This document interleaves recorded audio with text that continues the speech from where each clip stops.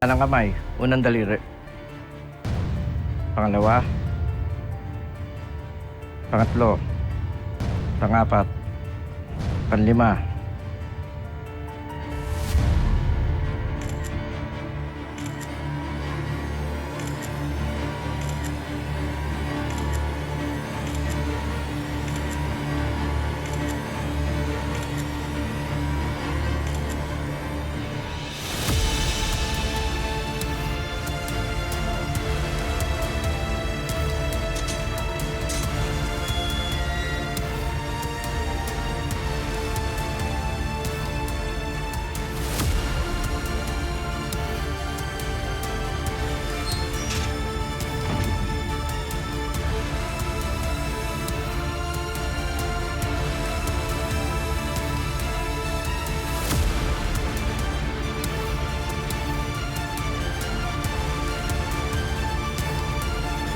Nakakita ang judge ng probable cause, kaya kayo inaresto.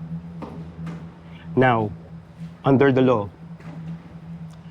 non-bailable ang kidnapping pag malakas ang ebidensya ng prosecution.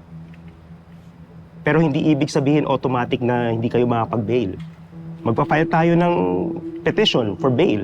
Magkakaroon ng bail hearing. And from there, magde-decide ang judge kung papayagan niya kayong makapagpiyansa. Attorney, isa lang naman pakiusap ko sa inyo eh. Gawin ninyo lahat. Huwag lang makulong si Doc. Wala siyang kinalaman. Hindi dapat siya makulong. Hindi siya dapat nandito. Okay lang ako, pare. Huwag mo ko intindihin. Pati lisensya mo sa pagiging doktor na damay. Nag-file si Rosel ng administrative complaint sa PRC. Kaya gagawan ko ng paraan. Ilalaban natin to. Tama ka, attorney. Gawin mo ang lahat ng magagawa mo. Dahil mahihirapan kang gibain ang kaso namin. Rosel, please, nakikiusap ako sa'yo. Please. Huwag mong idamay si Doc Salvio.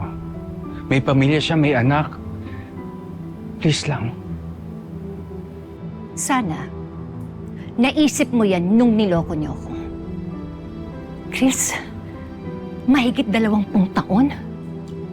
Tapos nung nalaman ko yung katotohanan na buhay pala yung anak ko, tinago niyo pa rin sa akin.